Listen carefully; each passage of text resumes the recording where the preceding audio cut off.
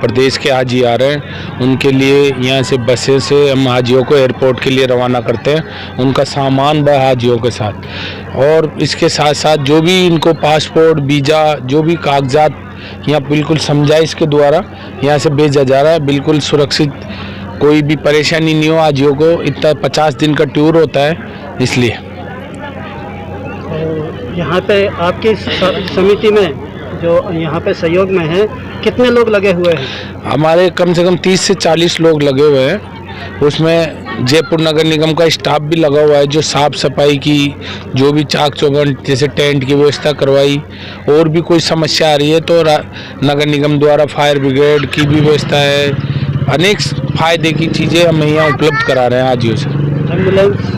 Ambulance है, medical की टीमें बैठी हुई है, क्योंकि प्रदेश से हाजी आ रहा है, यहाँ कोई भी परेशानी हो। जैसे मान लो 25 तारीख को तूफान आया, यहाँ बड़ा सारा डोम लगा हुआ था, स्टेट हज कमेटी द्वारा लगाया गया था। आज ये टेंट दूसरा लग गया, क्योंकि हाजियों को परेशानी हो, या कूलर की सारी व्यवस्था थी। रात को हाजी और हाजियों के साथ आए परिजन भी रुक रहे थे, लेकिन तूफान इतना तेज़ था कि डूम गिर गया। और हमने देखा कि उस दिन जो तूफान था, मैंने तो इतने दिनों में कभी तूफान नहीं देखा, लेकिन अल्लाह का करम है, किसी हाजी को कोई परेशानी नहीं हुई। हमने हाजियों के लिए यहाँ डूम में से पहले काफ़ी समझाइश करी, और इन हाजियों को रात को, हाजियों के परिजनों को हज हाउस के अंदर शिफ्ट किया। बारिश भीज रहे थे, कई हाजी डर के मारे डूम से नहीं निकल रहे थे, लेकिन हमारी टीम ने मिलकर हाजियों को हज हाउस में सुरक्षित पहुँचाया। आपके टीम में कितने लोग थे? करीबन 7 या 8 लोग थे हम लोग। तो समझाने की कोशिश की कि आप लोग अपने सामान के साथ में यहाँ से अंदर में शिफ्ट हो जाएं। तूफ़ान बहुत तेज़ था, हाजियों ने कुछ ने बात मानी, कुछ ने नहीं मानी, लेकिन हमारे अख्तर भाई जो है, हमारी टीम के साथ में लोग यहाँ पहुँचे, और पहुँचने के बाद में यहाँ से हाजियों को निकाला, अंदर शिफ्ट किया, और 5 मिनट के बाद में ही तूफ़ान इतना भयंकर था कि ये पूरा जो आप देख रहे हैं, ये सब ये जो है गिर गया था, टूट फूट गया था। और 5 मिनट के बाद में जब हाजियों को निकाला तो यहाँ बहुत धमाके के साथ टेंट गिरा, आवाज़ हुई। कई हाजियों को अल्लाह ने बचाया, उस परवरदिगार ने। हमारे अख्तर भाई जो है, इसके अंदर इनका बहुत अहम रोल रहा है माशाल्लाह। इन्होंने अपनी सतर्कता दिखाई, और ये भीगते हुए आए, और इन्होंने अपनी बिना जान की परवाह किए हुए लोगों को निकाला और अंदर शिफ्ट किया। आखिरी फ्लाइट कब जाएगी? 6 तारीख को। 6 तारीख को। हाँ। उसमें कितने मुसाफिर जाएंगे? अब ये अलग अलग की फ्लाइट में, जैसे 242 इस तरह के 242 आज ही जाएंगे।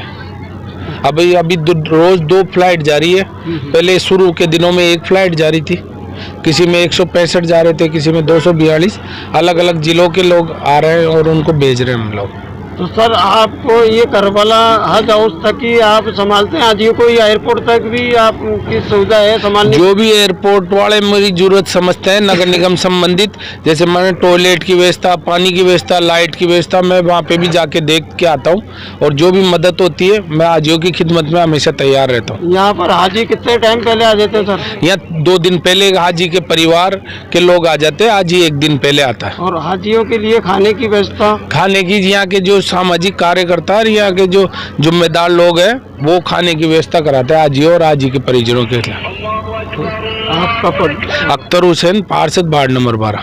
सर बताइए, इस वक्त हज की जो तैयारियां हैं काफ़ी ज़ोरों शोरों से चल रही है, और लगातार रोज़ यहाँ से हाजी जा रहे हैं, तो आप लोगों की तरफ से किस तरह से सुविधा दी जा रही है उनको? यहाँ पर जब वो रिपोर्टिंग करते हैं, उसके 12-24 घंटे बाद में हम जो है पासपोर्ट, वीज़ा, एयर टिकट और कड़े वगैरह जो भी ऑल इंडिया हज कमेटी ने तैयार किए हैं, वो यहीं पर ही तैयार पैक किट बन करके उनको दिए जाते हैं, ताकि हाजी को वहाँ परेशानी का सामना न करना पड़े। अगर हाजी कहीं गुम हो जाता है तो वो अपना कड़ा दिखा दे या अपना बिल्ला दिखा दे, तो मोरली मतलब वहाँ की पुलिस उनको ठिकाने पहुँचा देगी। वो सारी व्यवस्था यहीं से की जा रही है। आपकी जो टीम है उसमें कितने सदस्य हैं जो यहाँ पे हाजियों के लिए सेवा दे रहे हैं? अल्हम्दुलिल्लाह, राजस्थान हज वेलफेयर सोसाइटी पिछले 25 सालों से जो सेवाएं दे रही है वो बदस्तूर अभी तक जारी है, और अल्लाह का शुक्र है कि उसमें भारी तादाद में हमारे वॉलंटियर हैं जो यहाँ पर भी काम कर रहे हैं और एयरपोर्ट पे भी काम कर रहे हैं। उसके अलावा जो अदर संस्था हैं उन लोगों के भी वॉलेंटियर यहाँ पर आते हैं और काम को अंजाम देते हैं। अभी कुछ समय पहले यहाँ पे तूफ़ान आया था जिसकी काफ़ी चर्चा भी हुई थी और आप लोगों के काफ़ी पोस्ट भी वायरल हो रहे हैं। उसके बारे में पूरी डिटेल से बताएं कि किस तरह से आप लोगों ने जनता की जो मदद की थी।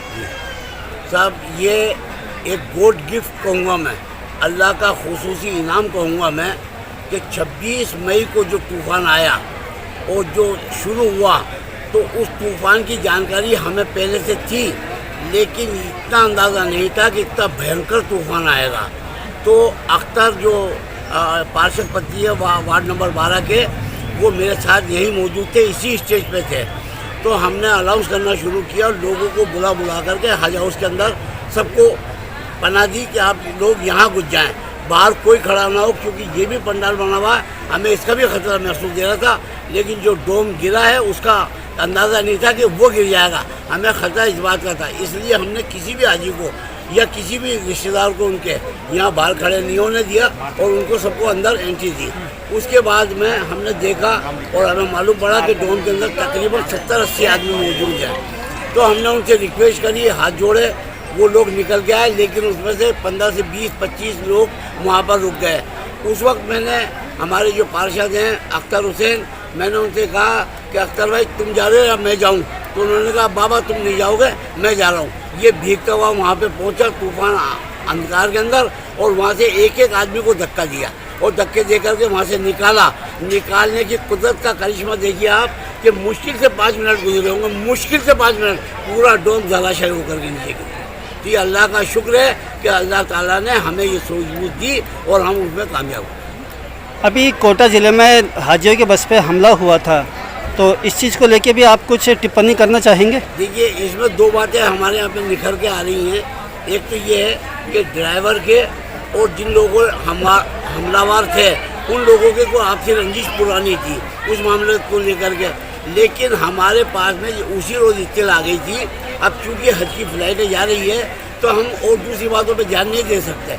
तो हज्जन वहाँ बैठ गई थी, उनके 2 बच्चों के सर पे चोट आई थी, अस्पताल में रुक गई थी हज्जन।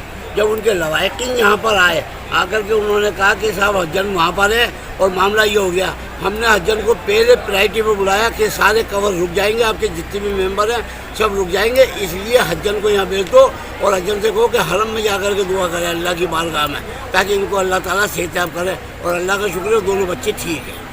यहाँ से आखिरी फ़्लाइट कब जाएगी और कितने जायरीन जाएंगे हज पे? आखिरी फ़्लाइट 6 जून की है और टोटल मिलाकर के 5,990 हाजी जा रहे हैं। 6,181 हाजी थे। महंगाई हो जाने की वजह से, हज महंगा हो जाने की वजह से, ख़ासतौर से मैं ये कहूँगा केंद्र सरकार से ये कहूँगा कि 2019 के अंदर जब 2,35,000 का हज था तो ये कोरोना के मद्देनज़र 4,11,000 का हुआ था, तो आज भी 4 लाख का हज क्यों है? ये इसको 2,35,000 पे वापस लाया जाए, ये मैं केंद्र सरकार से अनुरोध करता हूँ। जनता को क्या संदेश देना चाहेंगे आप? जनता को हम यही संदेश देना चाहते हैं कि जो व्यवस्था है हज कमेटी ऑफ राजस्थान ने की है उसका ज़्यादा से ज़्यादा फ़ायदा उठाएं और हाजियों को बस के माध्यम से पहुँचाएं ताकि हाजी परेशान ना हो।